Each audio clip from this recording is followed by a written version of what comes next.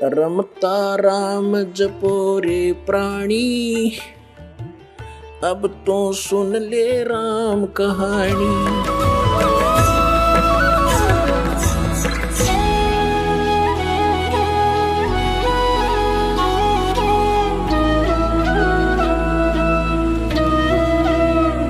एक कागभूषण नाम के, अपने पुराणों में भी इसका प्रमाण आता है, कागभूषण नाम के एक महापुरुष हुए हैं और एक गरुड़ जी जो श्री विष्णु जी के वाहन माने जाते हैं। इन दोनों की एक बार आपस में चर्चा हुई। कागभूषण कैसे हैं, उनका बाकी का शरीर मनुष्य सदृश है, लेकिन चोंच और ऊपर का हिस्सा जो मुंह है वो कौवे का है, उसको कागभूषण कहते हैं।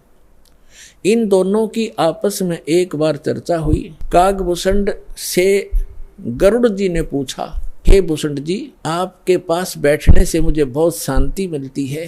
आपने यानी ये भक्ति विधि और ये अमरत्व, क्योंकि कागभूषण जी की काफ़ी लंबी आयु हो गई है, काफ़ी प्रलय उसके सामने हो चुकी हैं, अभी भी वो विद्यमान है।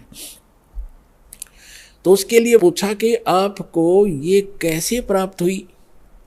तब कागभूषण ने कहा कि एक लंबी कहानी है गरुड़ जी। मैं एक बार 20 वर्ष की उम्र थी मेरी, और एक भयंकर अकाल गिर गया। हम भाई बहन थे, मेरे से छोटे मेरे भाई बहन थे। उस अकाल के दौरान वो भूख सहन नहीं कर सके, उनकी मृत्यु होगी। मेरे माता पिता की भी मृत्यु होगी, वो भी भूख सहन नहीं कर सके। मैं युवा था, जिस कारण से मैं उस अकाल को झेल कर माता पिता और परिवार के नाश होने के बाद उस क्षेत्र को छोड़कर मैं अवंतिका नगरी में चला गया। वहाँ अकाल नहीं था। उससे पहले मेरे असंख्य जन्म चले गए, मनुष्य जीवन मैंने बर्बाद कर दिए, कभी मैंने भक्ति नहीं की, क्योंकि वो पिछले जन्म मुझे अब मेरी दिव्य दृष्टि खुल जाने से नजर आ रहे हैं कि पिछले मानव शरीर मैंने कैसे बर्बाद किए थे। तो बता रहा कि पिछले जन्म मैंने बहुत नाश कर दिए, और एक जन्म जो मेरा हुआ, माता पिता मेरे भाई बहन मर गए भूख से तड़प कर। ऐसी खिली फुलवाड़ी थी हमारे घर की, सारे भाई बहन खुशी खुशी रहते थे, और एक वर्ष में ऐसी जुल्म गिर गया, ऐसा कहर टूट गया, हमारा नाश हो गया। मैं सोचने पर विवश हो गया कि ये क्या जीवन है। कल तक हम कैसे खुशी मंगल से रहते थे, प्यार करते थे, कहाँ गए आज मैं टक्कर मार लिया, रो लिया, सारा कुछ कर लिया, वो मिल नहीं रही। ये खाक जीवन है, कहाँ रह रहा हूं मैं। ऐसे करते करते एक मंदिर के अंदर एक पंडित जी भगवान शिव का पुजारी था, मैं वहां चला गया, उसको अपना दुख रोया। दयालु था ब्राह्मण, मुझे सीने से लगा और कहा, बेटा यहाँ तो ऐसे ही कहर गिरते हैं, आप भक्ति कर लो, स्वर्ग में चले जाओगे, वहाँ दुख नहीं है। ब्राह्मण को ज्ञान स्वर्ग तक का ही था, और कहा, बेटा तुम दीक्षा ले, गुरु बनाए बगैर मोक्ष नहीं होता। अब कागभूषण बता रहा कि मेरे इतने पाप थे, पापी के पिछले जन्म जन्म के कभी भक्ति शुरू नहीं करी थी। मेरे अंदर भक्ति प्रवेश करने में 6 महीने लग गए, लगातार संत के साथ रहने में। अब 6 महीने तक मैं मंदिर में रहा, रोज उनकी कथा सुनता, वचन सुनता, पर नाम लेने की इच्छा कभी मैंने व्यक्त नहीं की। गुरुजी कहते, महात्मा जी के बेटा दीक्षा ले ले।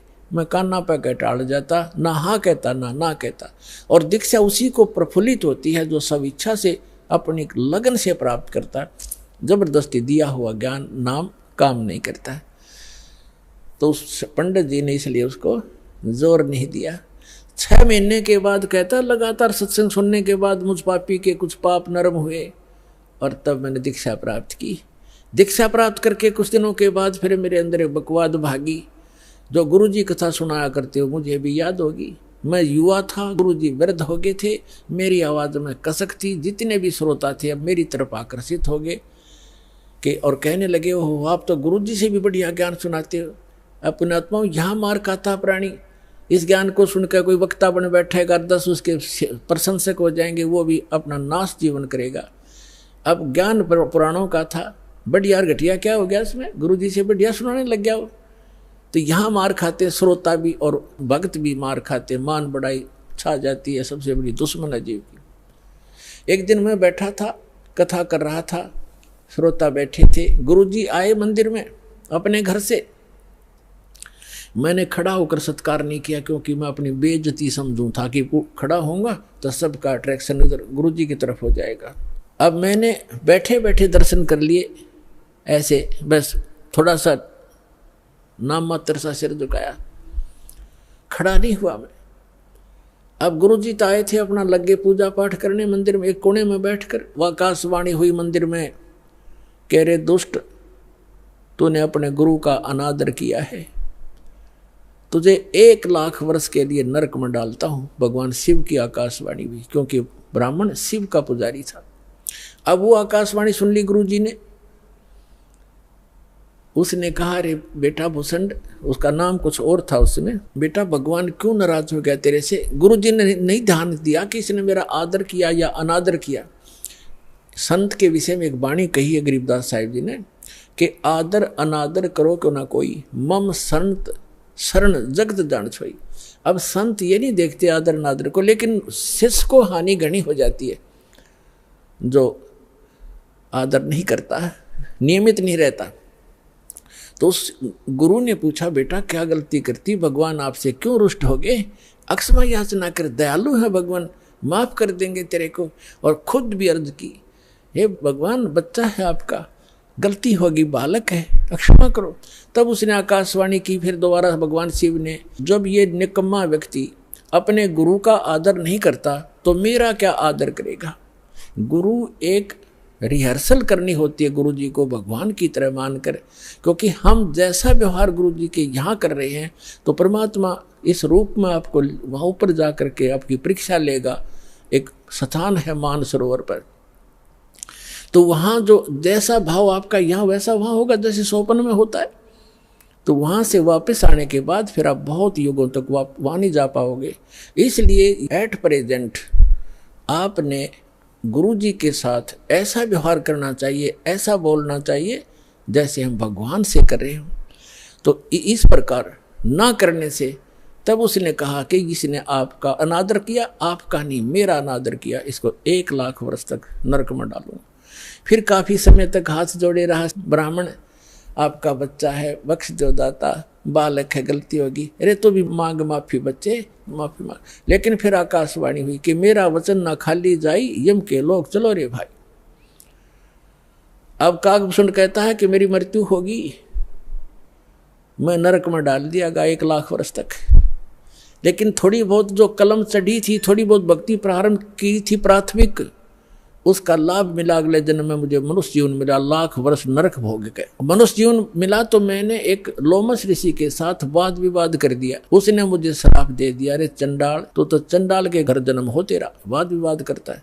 तो कागभूषण कहता है कि गुरु जी मैंने दुख नहीं माना संत के उस कुवचन का, और उसने श्राप दे दिया। मैंने हाथ जोड़कर ये कहा कि हे महर्षि जी, दास पर गलती बन गई, मैं नीच व्यक्ति हूँ, मैं कर्महीन हूँ, तभी तो ऐसी भाषा में आपके सामने बोल गया, मेरा दुर्भाग्य था। एक दया करियो दयालु कि मैं किसी जन्म में से चंडाल का पैदा हूँ, पर आप भगवान की भक्ति ना भूल पड़े, ये दया करते मुझे। तो ये आशीर्वाद दे दिया लोमस ऋषि ने। तो सारी कथा बताता है कि फिर मैं क्या हुआ, एक काग के घर जन्म हुआ मेरा। जैसे ब्रह्मा जी हैं, इनका हंस वाहन है, और हंस के साथ एक हंसनी कंपलसरी होती है। तो ब्रह्मा की जो पत्नी सावित्री है, वो हंसनी जब ऋतु पर आई, यानी गर्भवती होने की स्थिति में आई ऋतु पर, तो काग चंड के पास ले गई, कौवा के देवलोक में। उससे मिलन होने से कागभूषण की उत्पत्ति हुई। शेष शरीर मनुष्य जैसा है, ऊपर का मुंह और चोंच कौवे जैसी है। तो वो अब उसने फिर क्या मिला, जब वो कागभूषण के रूप में जन्मा, तब कहते हैं मुझे जोगजीत नाम के एक महापुरुष आकर मिले। वो परमात्मा जैसे दास ने आप पूरे सत्संग में ये निर्णय किया कि वो परमात्मा स्वयं आकर अच्छी आत्माओं को यथार्थ ज्ञान देता है। तब उसने बताया कि मुझे जोगजीत नाम के एक संत मिले, जिन्होंने मुझे उस परमात्म तत्व का ज्ञान दिया। उन्होंने मुझे ऐसा मंत्र दिया जिससे मेरी यह स्थिति हुई कि मेरा बहुत युगों तक अमर शरीर होगा। अब काकभूषण की भी मृत्यु होगी, क्योंकि अब ये समय है, इस समय में जब काकभूषण का जन्म होता तो मोक्ष हो सके था। अब जो प्रसंग आज का चल रहा है कि 2 प्रकार से मानव शरीर प्राप्त है। आप जो परमात्मा के लिए भटक रहे थे और यहाँ आ गए, आप बहुत पुण्यकर्मी प्राणी हो, पिछले जन्म में भी आप मानव थे और मानव जैसा स्वभाव है। जहाँ कहते हैं लाइन लगा लो, लाइन लगा लेते हो, जहाँ कहते हैं यहाँ ऐसे बैठ जाओ, वहाँ जाओ, ये करवा लो, तो क्योंकि आप सभ्य हो और ऐसे व्यक्तियों को शीघ्र ही ज्ञान प्राप्त हो जाता है, शीघ्र ही ढल जाते हैं जैसे संत ढालना चाहता है। आपके मैल घड़े नहीं थे, और जो मैला कपड़ा ज़्यादा होता है धोबी को उसको ज़्यादा प्रयत्न करना पड़ता है, साफ वो भी हो जाएगा। तो इस प्रकार स्थिति है। जो दूसरी टाइप के व्यक्ति हैं उनके ऊपर भी रजा होगी, क्योंकि जगह जगह भगवान की चर्चा चल रही है, टीवी चल रहे हैं। एक ही घर में 4 सदस्य हैं, 3 ने नाम ले लिया, एक सुनता भी नहीं, तो वो मनुष्य योनि से आया हुआ प्राणी नहीं है, को पूर्व संस्कार से जुड़ गया। लेकिन धीरे धीरे जब सारे परिवार लग रहा है, परमात्मा की वाणी चलती है, उस पर उस वाणी का भी असर होगा और आज पूरा विश्व परमात्मा के चरणों में एक बार आएगा और सबका कल्याण होगा, चाहे किसी प्रकार जन्म हुआ हो। बोलो सतगुरुदेव।